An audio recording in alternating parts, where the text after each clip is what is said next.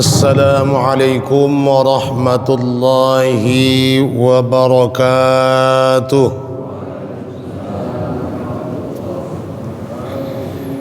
Alhamdulillahilladzi an'ama alaina bi ni'matil iman wal islam.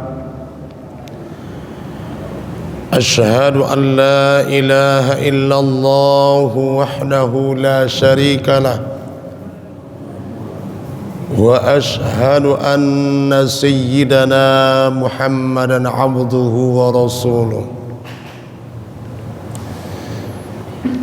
قال تعالى: أعوذ بالله من الشيطان الرجيم. بسم الله الرحمن الرحيم. إنما المؤمنون الذين إذا ذكر الله وجلت قلوبهم وإذا تليت عليهم آياته زادتهم إيمانا وعلى ربهم يتوكلون. صدق الله العظيم وصدق رسوله النبي الكريم ونحن على ذلك من الشاهدين والشاكرين والحمد لله رب العالمين. Bapak Ibu hadirin jemaah majelis ta'lim yang dimuliakan Allah,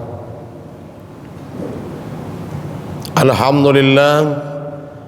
Pertama sekali mari kita berserah diri kepada Allah seraya bersyukur atas segala limpahan nikmat, rahmat, taufik, hidayah serta inayahnya yang sampai saat ini, sampai detik ini masih Allah anugerahkan kepada kita. Sehingga pada kesempatan pagi hari ini, justru atas dasar limpahan nikmat dan rahmat Allah, sehingga kita masih dapat meringankan langkah dari rumah kita masing-masing menuju rumah Allah yang mulia ini, dalam rangka ta'abbud, menghambakan diri kepada Allah subhanahu wa ta'ala. Tidak cukup dengan kesehatan dan kekuatan, tapi hidayah iman terutama sekali. Banyak orang yang memiliki kesehatan, kekuatan yang luar biasa, tapi masih belum dapat untuk melaksanakan tugas dan kewajibannya kepada Allah. Kenapa? Karena hidayah iman itu belum mereka peroleh pada saat ini. Selawat dan salam kita sampaikan keharibaan junjungan kita Nabi Allah Muhammad sallallahu alaihi wasallam. Insyaallah mudah-mudahan dengan seringnya kita berselawat kepadanya, semoga kita termasuk ke dalam kelompok pengikut Rasulullah yang mendapatkan syafaat daripadanya kelak di hadapan Allah subhanahu wa ta'ala. Amin ya rabbal alamin. Bapak Ibu hadirin rahimakumullah, kita sebagai seorang muslim dituntut untuk menjadi seorang mukmin atau orang yang beriman.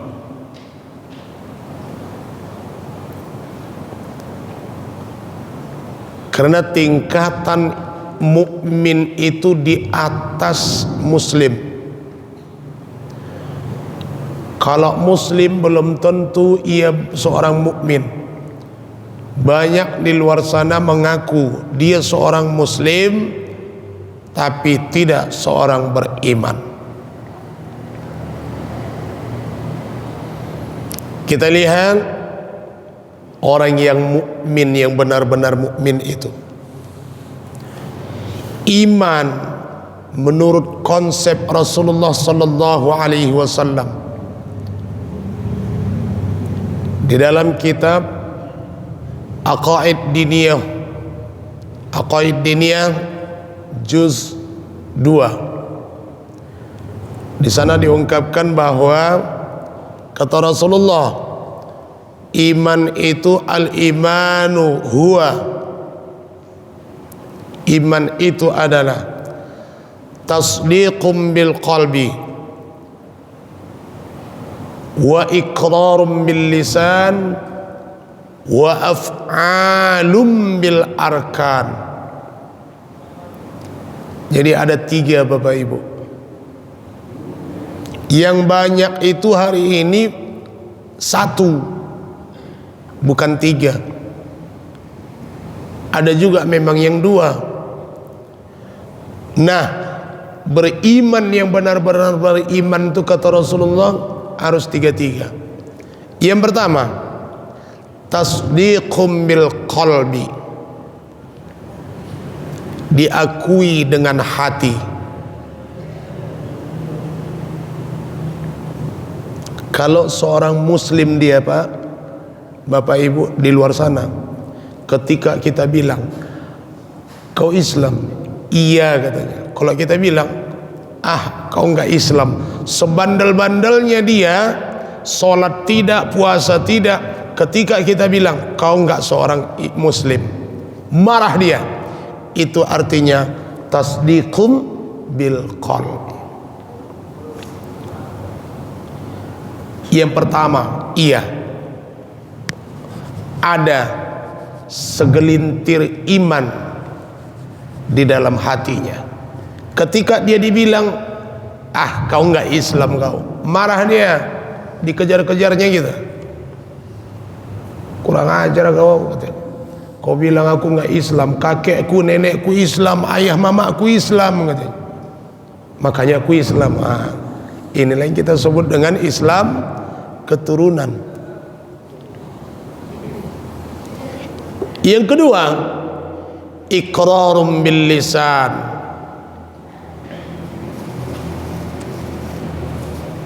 diucapkan dengan lidah, diakui dengan lidah.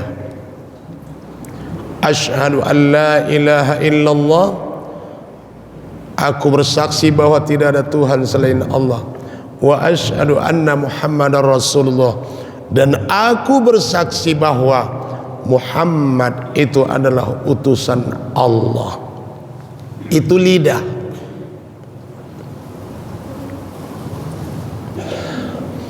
Ketika sudah diakui dengan hati, lalu kemudian diucapkan dengan lidah, apakah dia itu sudah termasuk orang yang benar-benar beriman?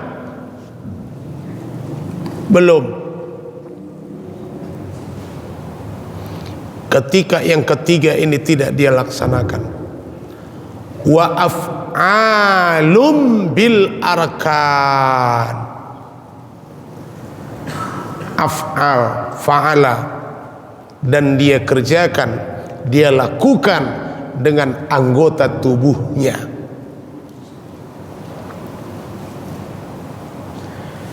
Lidahnya terjaga dengan ucapan-ucapan keji dan mungkar. Anggota tubuh, arkan, arkan itu panca indera, seluruh panca inderanya. Salat dia, salat, gerakan salat itu semua anggota tubuh kita ikut, mulai dari otak.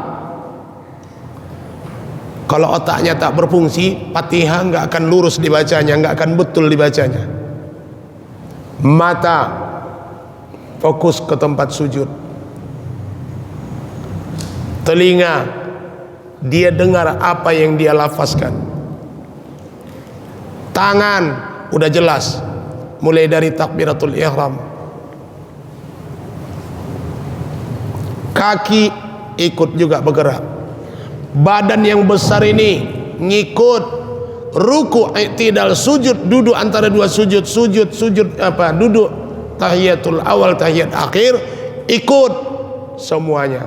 Inilah baru dikatakan dia beriman. beriman. Karena sudah sesuai dengan apa yang dikatakan Rasulullah. Tasdiqum bil qalbi wa iqrarum bil lisan wa af'alum bil arkan. Diakuinya dengan hatinya, tasdiq, dibenarkannya dengan hatinya, wa iqrarum bil lisan, dia lafazkan dengan lidahnya, wa af'alum bil arkan, dan dia lakukan dengan anggota tubuhnya. Inilah iman itu menurut konsep hadis Rasulullah SAW. 3. Kalau cuma 1, belum sempurna imannya. 2, belum sempurna imannya. 3, insya Allah sempurna imannya.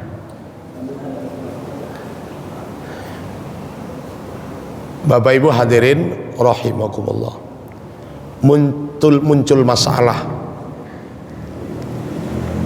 Kalau begitu, taulah kita orang yang beriman itu beriman atau tidak dia. Enggak juga. Tapi rajin dia sholat, ku tengok ke masjid. Oh, belum tentu. Rajin ku tengok dia sedekah, belum tentu. Kita enggak tahu. Kita tidak tahu seseorang itu beriman atau tidak. Yang tahu itu Allah. Hanya saja Al-Quranul Karim, Allah Subhanahu wa ta'ala memberikan pengajaran, pendidikan kepada kita bahwasanya inilah ciri-ciri atau tanda-tanda orang yang beriman itu, kata Allah.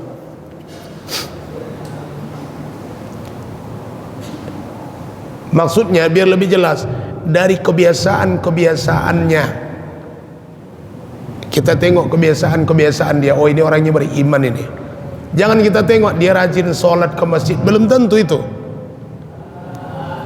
Dia rajin setiap subuh sholat subuh ke masjid, belum tentu.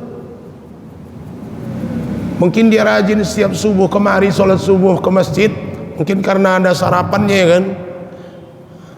Tapi di hari lain dia tak datang. Alasannya, aku subuh rajin ke masjid karena pengajian, katanya. Itu kan lidahnya. Bukan. Kita tengok, kita kembali kepada Al-Quran. Paling tidak di dalam Al-Quran, dalam surah Al-Anfal ayat 2, 3 dan 4. Ayat 2, 3 dan 4. Di dalam 3 ayat ini Allah ungkapkan ciri-ciri orang yang beriman itu. Orang yang beriman itu begini, begini, begini, begini, kata Allah. Baru kita tengok dalam keseharian, si anu itu kayak gitu enggak? Atau kita diri kita sendiri, aku nih kayak gitu enggak?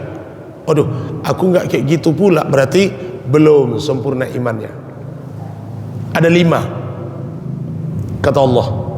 Ada 5 ciri orang yang beriman itu di dalam ayat ini. 5 ciri-ciri orang yang beriman, dan 3 balasannya bagi Allah, Allah akan berikan kepadanya. Kita tengok mulai dari ayat 2-nya yang kita bacakan di awal tadi. Bismillahirrahmanirrahim. Innamal mu'minuna allazina idza dzukirallahu wajilat qulubuhum wa idza tuliyat 'alaihim ayatuhu zadatuhum imana wa 'ala rabbihim yatawakkalun.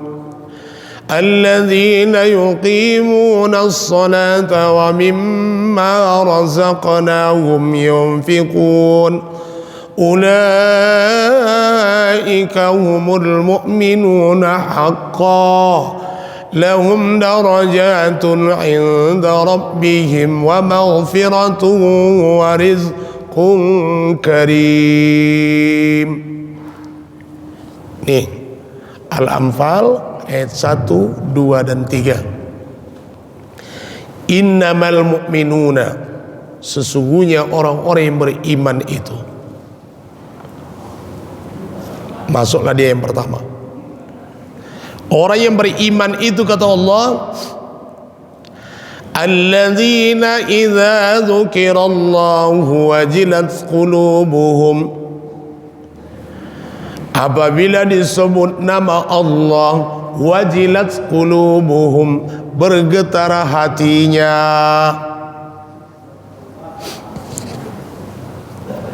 Bergetar hatinya. Kenapa bisa terjadi bergetar? Kok bisa ada getaran itu? Ketika dia dengar asma Allah, atau wa idza dzukirallah, apabila disebut nama Allah. Kenapa bisa bergetar hatinya? Karena hatinya sudah menaruh cinta kepada Allah, cinta kepada Rasulullah. Kalau sudah betul-betul cinta dia kepada Allah, maka solat yang dia lakukan tidak ada keterpaksaan.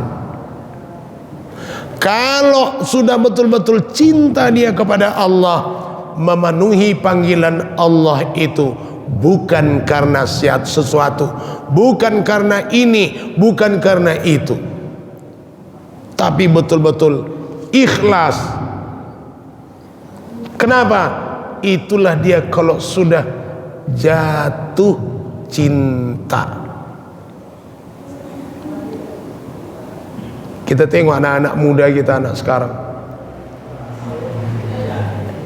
Tadi malam minggu, nggak dipanggil pun datang. Kamu kemana? Anak lajang kita. Keluar lama jalan-jalan. Kemana itu? Apel. Emang disuruh datang sama perempuan itu? Enggak disuruh datang, tapi datang sendiri. Kenapa coba? Karena sudah betul-betul kalau sudah betul-betul jatuh cinta itu, Masya Allah. Dia datang ke masjid, enggak harus hari Minggu, hari Senin enggak pakai sarapan pun datang, nggak ada pengajian pun datang. Selasa, Rabu, Kamis, Jumat, Sabtu, insya Allah kalau cuman hujan gerimis masih datang juga dia. Oh, ini betul-betul karena cinta kepada Allah.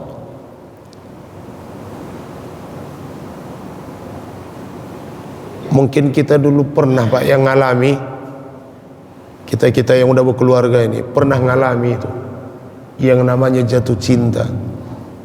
Nggak usah kita tengok muka kawan tuh, namanya saja disebut orang, rupanya ada kebetulan namanya yang sama.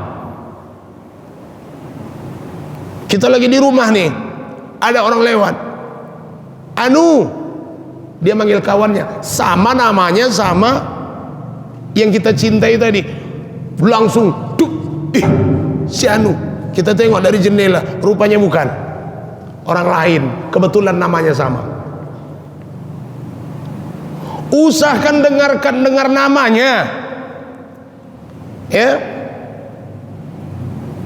Kita ke masjid, tiba-tiba kita ngelewati tangga masjid, kita tengok ada selopnya di situ. Begitu kita tengok selopnya, Masya Allah, ada dia rupanya ikut sholat. Itu cuman selopnya. Usahakan selopnya, ayamnya. Lewat ayam kawan tuh, datang anak-anak dilempar. Hei, jangan kalian lempar. Kenapa rupanya bang? Itu ayam si Anu, jangan kalian lempar itu. Masya Allah, ayamnya saja pun jadi dicintai sama dia. Ayamnya, selopnya. Itulah kalau betul-betul jatuh cinta. Begitu juga kepada Allah, luar biasa. Ketika ada panggilan dari masjidnya, Allahu Akbar, Allahu Akbar. Baru Allahu Akbar saja. Aduh, ya Allah, udah masuk waktu zuhur. Stop, aku sholat dulu. Itulah dia. Kalau udah datang panggilan itu. Ini yang pertama. Wa idza dzukirallahu wajilat qulubuhum. Jadi ini yang harus kita munculkan Bapak Ibu dalam diri kita.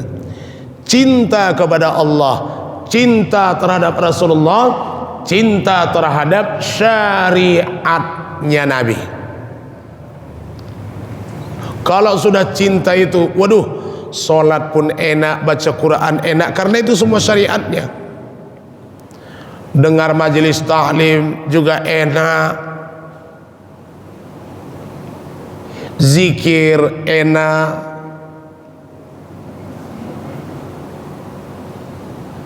Ini kadang-kadang wirid saja pun pakai tanda tanya, pakai ditanya.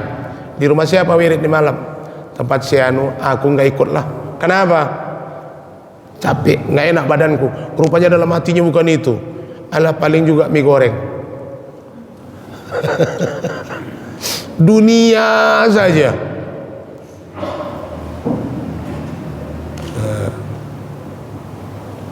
Tapi nggak usah pakai tanya. Kalaupun mau ditanya, mana tempat siapa wirid? Tempat si anu. Oh iya, insyaallah datang. Itu. Ini yang pertama. Yang kedua,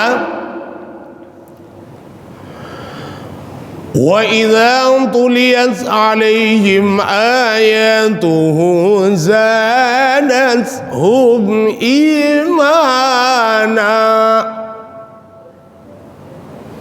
Apabila dibacakan kepadanya ayat-ayat Allah, tanda-tanda kebesaran Allah, zadathum imana, maka akan bertambah keimanannya. Ayatuhu itu Bapak Ibu bukan hanya ini saja, bukan hanya yang tertulis dalam mushaf Al-Quran ini. Yang tidak tertulis, itulah dia yang tersirat. Ada yang tertulis ayat-ayat Allah itu. Ketika Allah tunjukkan ayat-ayatnya, tanda-tanda kebesarannya itu, zadathum imana, bertambah keimanannya. Beberapa waktu yang lalu terjadi gempa. Banyak orang yang nggak sadar itu, nggak pala terasa. Saya sendiri terasa, tapi tidak sadar kalau itu gempa. Kejadiannya agak lucu saya pikir. Kejadiannya pas waktu sholat asar itu, hari Minggu. Saya jadi imam di salah satu masjid. Ketika sholat, bangkit dari sujud, Allahu Akbar, goyang. Dalam hati saya, kumat lagi penyakitku ini. Karena mau kadang-kadang Bapak Ibu, mau Bu ya, mau kadang-kadang kayak gitu. Kalau udah terlalu lama sujud, bangkit kunang-kunang. Saya nggak terpikir kalau itu gempa. Dalam hati saya itu, aduh, kumat lagi nih. Begitu saya sholat, begitu keluar dari masjid, masing-masing cerita, ada gempa tadi rupanya. Oh iya ya, berarti gempa, bukan penyakit saya yang kumat. Itu ayatullah, tanda-tanda kebesaran Allah. Jadi kalau kita bicara ayatuhu, ayat-ayatnya, bukan hanya Al-Quran saja. Ayat-ayat Allah itu ada dua, yang tersurat dan yang tersirat. Kalau yang tersurat inilah dia yang kita baca ini Kalau yang tersurat kita tengok, nggak ada dalam Al-Quran. Di bumi ini terjadi gempa, gunung meletus. Ini macam kemarin ini, hari ini juga yang terjadi di daerah Mandailing Natal sana, nggak pernah itu muncul di daerah Roburan. Kalau orang kita orang Madinah, daerah Roburan Dolok apa Roburan Lombang, ya, muncul kayak lumpur lapindo, keluar ke air panas. Banyaklah orang menduga kan macam-macam yang negatif. Itulah gara-gara tambang, itulah gara-gara ini, gara itu, gara ini. Udah, kembalikan kepada Al-Quran. Itu adalah tanda-tanda kebesaran Allah. Allah keluarkan sebahagian yang ada di dalam bumi ini, karena itu haknya Allah. Mau Allah keluarkan air panas, mau Allah keluarkan gas, mau Allah keluarkan api, mau Allah keluarkan minyak, apa yang tak ada dalam bumi ini, ayatuhu. Dan ketika itu terjadi, ketika Allah nampakkan, Allah perlihatkan ayatu, tanda-tanda kebesarannya itu, zadathum imana, semakin yakin kita kepada Allah Subhanahu wa ta'ala. Oh, inilah kekuasaan Allah itu. Itu yang kedua. Yang ketiga, wa ala rabbihim yatawakkalun, dan hanya kepada Allah mereka bertawakal atau berserah diri. Tidak ada tempat mereka mengadu kecuali Allah. Tidak ada tempat mereka bersandar kecuali kepada Allah. Ketika mereka kaya, ketika mereka menjadi orang sukses, wa ala rabbihim yatawakkalun, mereka bersyukur kepada Allah karena kekayaan, kesuksesan, pangkat dan jabatan itu adalah milik Allah. Wa ala rabbihim yatawakkalun. Inilah ciri-ciri yang beriman tuh. Bukan dapat jabatan sombong, naik pangkat angkuh, punya jabatan tekan ke bawah, ke atas, weh yang baik kali. Kenapa? Biar naik jabatan lagi. Inna lillahi wa inna ilaihi rajiun. Inilah orang yang sudah mati hatinya, ya. Allah berikan kekayaan yang melimpah, dia tidak sombong, karena dia tahu kekayaan ini adalah milik Allah. Aku ini hanya pemakai sementara.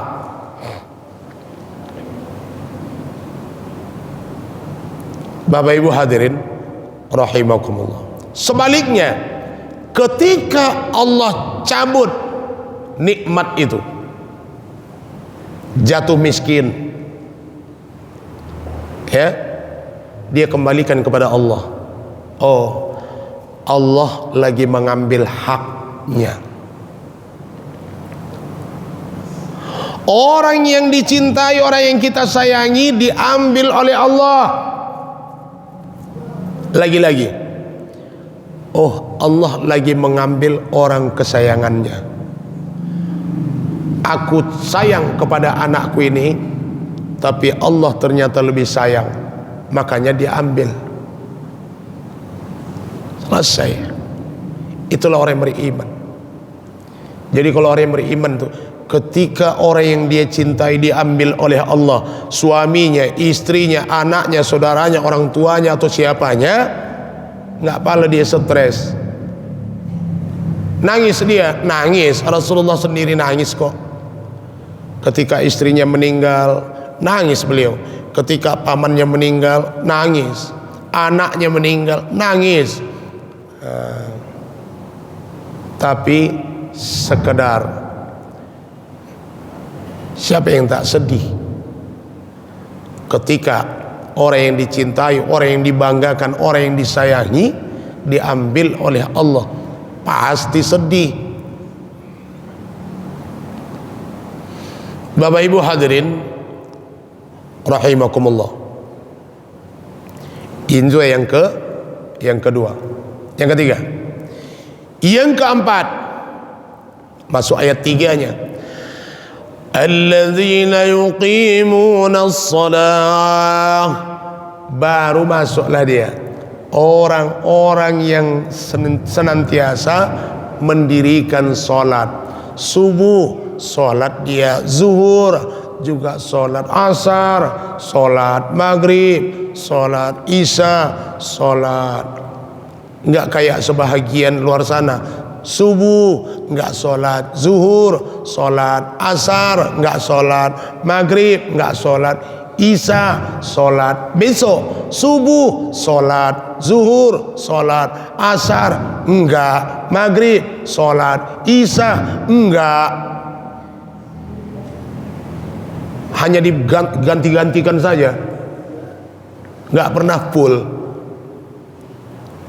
Kata Allah, alladzina yuqimunas shalah, orang yang senantiasa mendirikan sholat. Memang sholat dia tapi tidak full. Yang Allah perintahkan itu 17 rakaat. Syariat yang diwariskan Nabi kepada kita, sholat itu 5 kali dalam sehari semalam, bukan 3, bukan pula 2, tapi 5 kali. 5 kali sehari semalam, 17 rakaat sehari semalam. Ini orang yang mendirikan sholat. Yang keempat, ciri-ciri orang yang beriman. Jadi kalau yang tadi kita sampaikan di awal, dia orang yang beriman ini, karena aku tengok sering dia ke masjid, itu nomor 4. Yang keempat itu ternyata ada nomor 1, nomor 2, nomor 3-nya. Sholat, kita tengok rajin dia sholat, oh itu nomor 4. Kenapa? Karena orang yang sholat itu tidak selamanya sholatnya itu lillahi ta'ala. Itu yang keempat. Yang kelima, wa mimma razaqnahum yunfiqun, orang-orang yang senantiasa berinfak. Orang ini kan orang banyak kali-kalinya matematika. Kalau kuinfakkanlah hartaku ini, berkuranglah itu. Padahal sebenarnya bukan. Kalau menurut hitungan Al-Quran, kalau kuinfakkanlah hartaku ini sebagian, berarti bertambah. Itu konsep Al-Quran. Kalau matematika iya. Uang kita 10.000, uang 5.000-an 2. Kemudian kita ambil selembar, kita masukkan ke kotak infak nih, yang tinggal 5.000, berarti berkurang. Itu matematika. Tapi ini dalam hal ibadah bukan matematika, di situ hitung-hitungannya, tapi Al-Quran. Kalau Al-Quran beda hitungannya. Masalul ladzina yunfiquna amwalahum fi sabilillah, ibaratkan orang yang menafkahkan hartanya di jalan Allah. Berimpak itu memasukkan uang ke kotak impak itu salah satu sabilillah. Kama sali habbatin, seperti orang yang menanam sebutir padi. Habbatin, dia tanam sebutir padi, lalu kemudian menumbuhkan 7 tangkai. Sab'a sanabila, 7 tangkai. Sab'a sanabila fi kulli sumbulatin, dan setiap tangkainya mi'atu habbah, akan muncul mi'atu 100 habbah, butir padi tadi, yang setiap tangkainya akan menghasilkan 100 butir padi. 100 kali 7 itu artinya 700. Kita tanam 1 butir padi akan menghasilkan 700 butir. Kita tanam 5.000 rupiah tadi, kalikan 700. Itulah dia. Jadi kalau hitung-hitungan Al-Quran bukan berkurang, nambah. Kapan nambahnya? Ya bukan saat itu. Ya nanam padi rupanya kita tanam langsung panen hari itu. Enggak. Tunggulah. Kalau nanam padi sekarang 3 bulan yang cepat. Ya udah paling tidak kita tunggulah 3 bulan juga. Kita masukkan kota infak, trap. Ya kita tunggulah dalam jangka 3 bulan nih. Kita apa pekerjaan kita? Jualan. Kita tunggu tempo dalam tempo 3 bulan nih. Makin lancar tidak? Apa kerjaan kita? Supir angkot. Kita tunggu 3 bulan nih. Selama 3 bulan ini lancar tidak penumpangnya? Apa kerjaan kita? Grab. Gitu juga.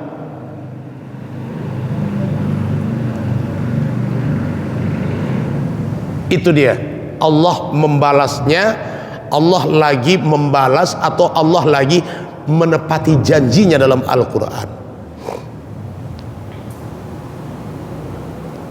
Wa mimma razaqnahum yunfiqun. Inilah dia Bapak Ibu, ciri-ciri orang yang beriman itu. Ada 5 tadi. Lalu kemudian, kalau betul-betullah dia sudah masuk di dalam 5 ini, apabila disebut nama Allah bergetar hatinya, apabila dibacakan ayat-ayat Allah kepadanya, zadatuhum imana, bertambah imannya, wa ala rabbihim yatawakkalun, dan dia senantiasa kepada Allah berserah diri, dan salat senantiasa dia dirikan, lalu kemudian dia suka berimpak bersedekah. 5 ini, maka kata Allah, ulaika humul mu'minuna haqqan. Nah, betul, ini pengakuan Allah. Ulaika, mereka itulah humul mu'minuna, orang-orang yang beriman haqqan, yang benar-benar hak, yang betul-betul beriman. Lalu kalau mereka sudah termasuk mu'minuna haqqa, mereka itu termasuk orang-orang yang betul-betul beriman, maka aku akan balas, kata Allah, 3 balasannya. Ada balasannya di dunia, ada balasannya di akhirat, ada juga balasannya di dunia dan akhirat. Yang pertama, lahum darajatun inda rabbihim. Yang pertama, Allah akan angkat derajatnya. Derajat itu di mana? Di dunia dan akhirat. Di dunia ini Allah angkat derajatnya. Di tengah-tengah keluarganya dia disegani dan ditakuti. Dia disegani anaknya, dia ditakuti, disegani istrinya. Kenapa? Karena yang 5. Di tempat kerjaannya juga seperti itu. Bawahannya segan sama dia, atasannya juga kayak gitu. Lahum darajatun inda rabbihim. Allah akan angkat derajatnya. Itu di dunia, apalagi di akhirat nanti.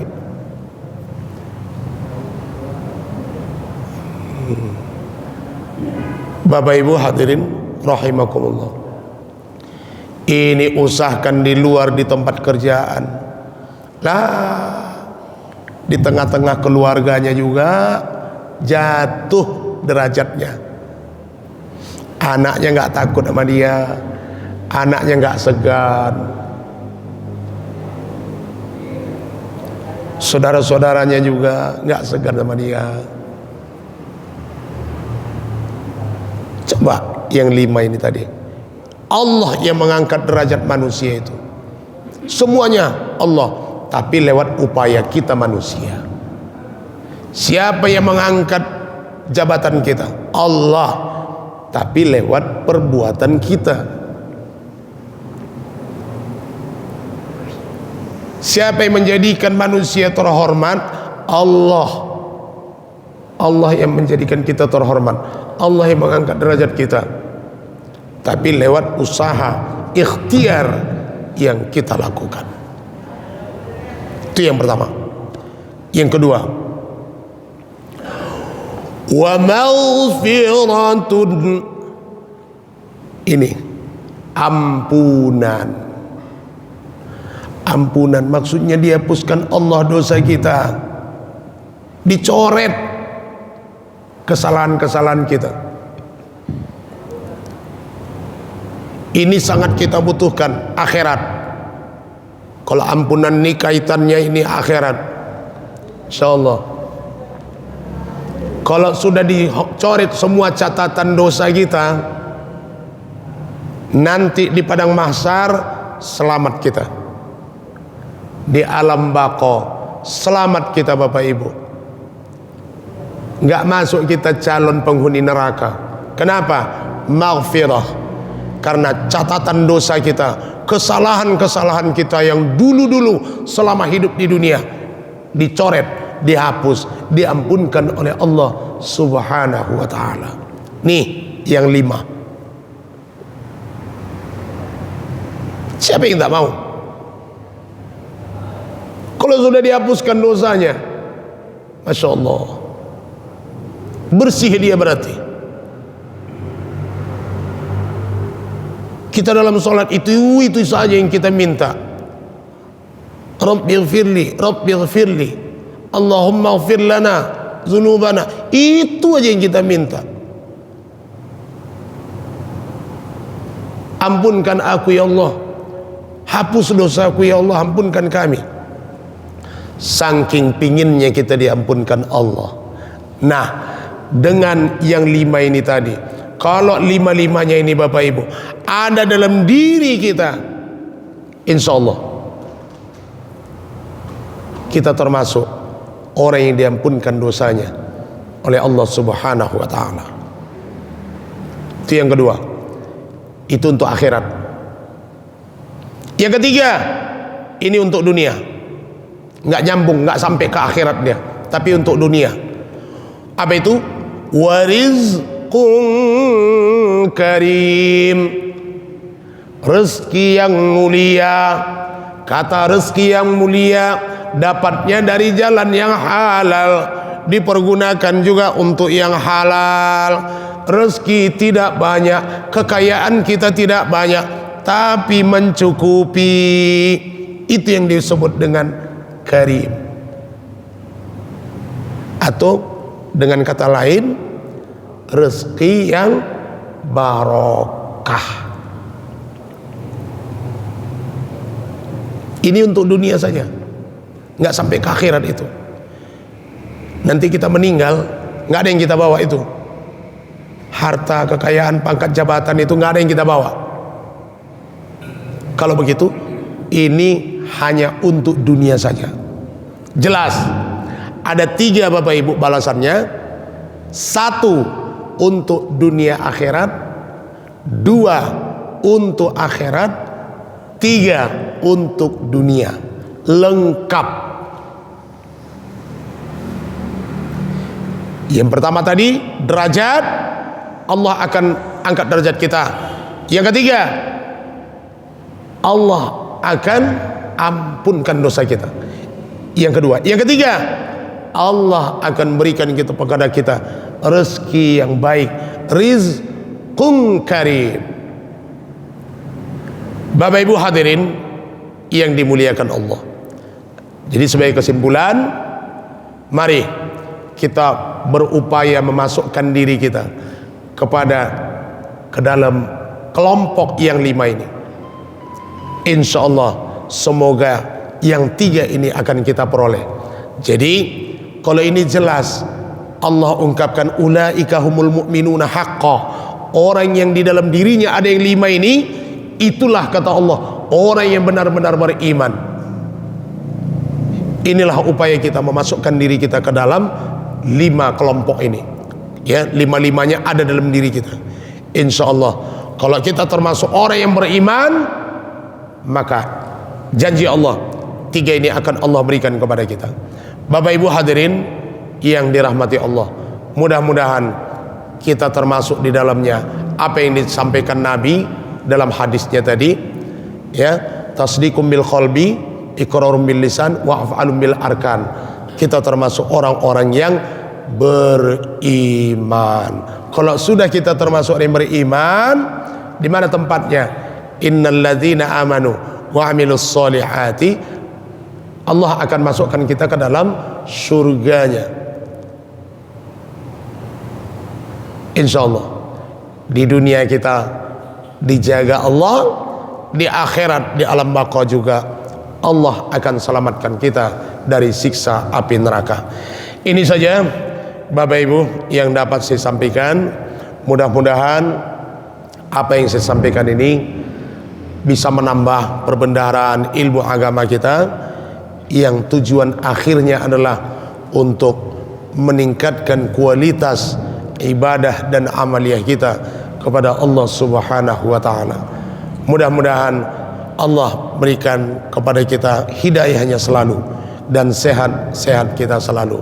Amin ya rabbal alamin. Akhirnya kepada Allah saya mohon ampun, dan kepada kita semua saya mohon maaf. Billahi taufik wal hidayah. Wassalamualaikum warahmatullahi wabarakatuh.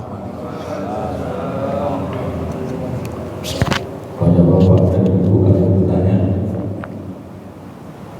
ada Pak yang bertanya Pak.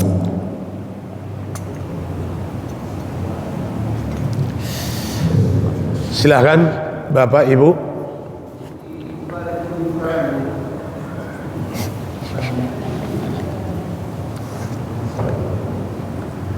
Berarti udah paham semua Bu ya.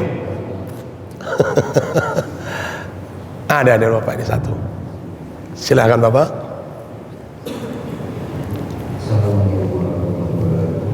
Waalaikumsalam warahmatullahi wabarakatuh. Yang mau saya tanyakan begini Ustaz, apakah dalam kita melakukan amal soleh seperti sholat, kita boleh mengharapkan sesuatu? Contohnya misalnya kita mengharapkan kita masuk surga. Ini pertama Ustaz. Kedua, terkait dengan masalah rezeki. Kan kadang kita dengan rezeki itu dari atas Allah. Iya. Dari kita masing-masing. Nah, dikatakan bagaimana cara mencarinya Ustaz? Betul.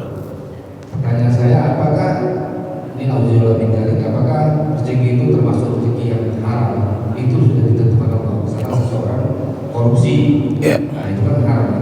Itu Iya. gimana Ustaz masalah rezeki? Apakah sudah ditentukan seperti itu rezeki? Demikian wassalamualaikum warahmatullahi wabarakatuh. Iya. Waalaikumsalam warahmatullahi wabarakatuh. Baik, terima kasih ya Pak. Ada dua pertanyaan. Yang pertama, makanya di awal tadi di dalam tausiah tadi ada saya sampaikan juga sedikit masalah sholat. Orang yang melakukan ibadah sholat, bagaimana Ustaz? Boleh tidak orang yang melakukan sholat itu mengharap sesuatu? Mohon maaf Pak ya, saya ungkapkan sedikit. Kalau ahli sufi ini ya, memang ini berat. Ahli sufi mereka untuk mengharapkan surga saja nggak boleh dalam sholat itu. Artinya begini, mereka berdoa, ya Allah, kalau aku melakukan ibadah sholat ini hanya mengharapkan surgamu ya Allah, maka masukkan aku ke dalam nerakamu. Oh, ini berat. Nah, yang nggak boleh itu, kalau itu masih boleh, itu memang itu tujuannya. Yang nggak boleh melakukan ibadah sholat yang tujuannya untuk mengharapkan dunia. Ya, kita rajin sholat, tujuannya apa? Supaya kedudukan kita itu tetap, jabatan kita itu aman, tidak goyang. Kita melakukan sholat tujuannya salah satunya adalah supaya Allah mudahkan rezeki kita. Ini yang nggak boleh. Tapi kalau ya Allah, tujuan kita melakukan sholat itu supaya lepas dari siksa Allah, itu memang itu tujuannya, bukan masalah dunia itu. Tapi kalau namun begitu ahli sufi itu nggak mau itu, ditantang sama mereka itu. Kalau dia sholat itu tujuannya untuk masuk surga, percuma sholat katanya. Oh, itu berat, karena tujuannya memang itu. Tanpa pun diniatkan, memang itu tujuannya. Tapi kalau untuk dunia, bukan tujuannya untuk hal-hal yang berbau dunia. Yang pertama. Yang kedua, bicara tentang rezeki. Ketika kita berumur 120 hari dalam rahim, dalam kandungan, ada 4 yang ditetapkan, salah satu diantaranya rezeki. Ya, kita sudah ditetapkan kaya atau miskin, lalu kemudian lahir ke dunia. Ya, namanya rezeki ini atau kaya dan miskin itu adalah ketetapan Allah yang bisa berubah. Artinya ketetapan Allah yang membutuhkan ikhtiar. Allah sudah tetapkan kita menjadi orang kaya, tapi kita nggak kerja-kerja, nggak jadi kaya. Kenapa? Nggak ada ikhtiar kita. Allah sudah tetapkan kita menjadi orang miskin, tapi kita orang yang rajin kerja rupanya setelah lahir ke dunia ini, maka kita tidak jadi orang miskin. Apakah itu merubah kodrat? Tidak. Itu memang ada dua. Ada ketetapan Allah, ada dua. Ketetapan Allah yang tidak membutuhkan ikhtiar, dan ketetapan Allah yang membutuhkan ikhtiar. Mana ketetapan Allah yang tidak membutuhkan ikhtiar? Ajal, kapan dia meninggal, hari apa dan jam berapa, itu tidak bisa berubah dan tidak butuh ikhtiar.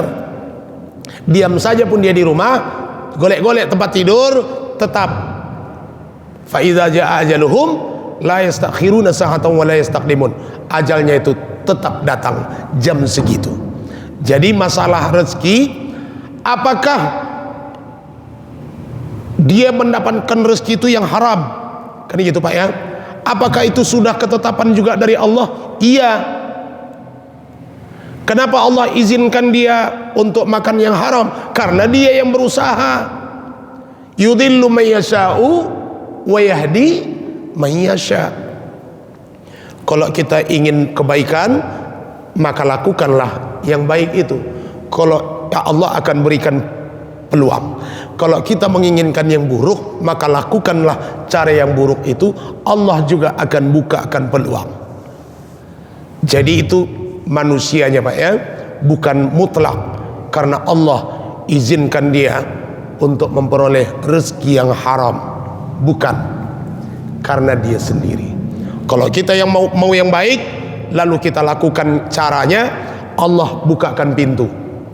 Kita mau yang buruk, kita lakukan cara-caranya, Allah juga bukakan pintu.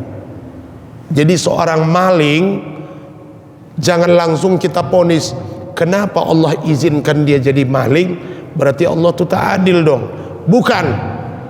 Kenapa Allah izinkan dia maling? Karena dia berusaha sendiri untuk itu, maka Allah buka peluang.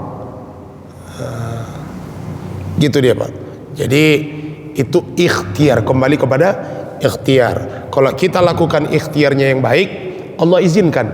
Kita lakukan ikhtiar yang buruk, juga Allah buka peluang.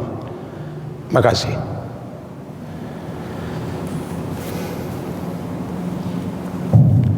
Lagi Pak, yang tanya, Ibu, ada Bu? Nggak ada? Ibu-ibu nggak ada?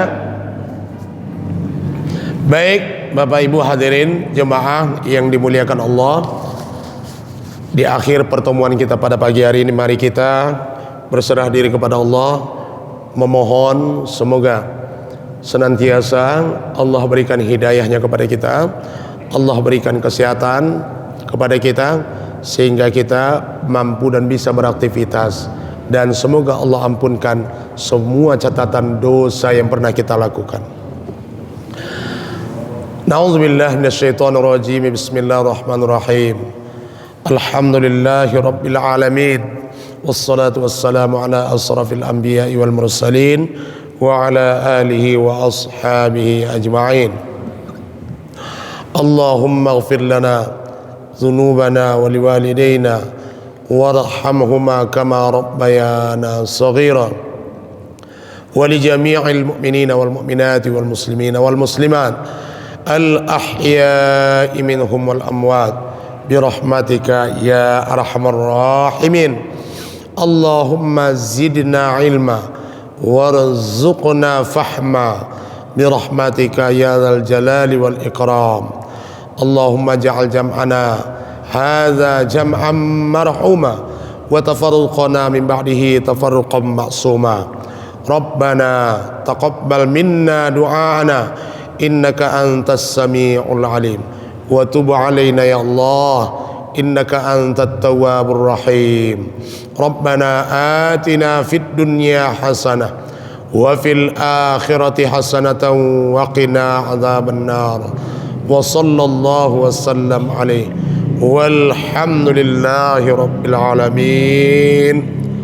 تقبل الله منكم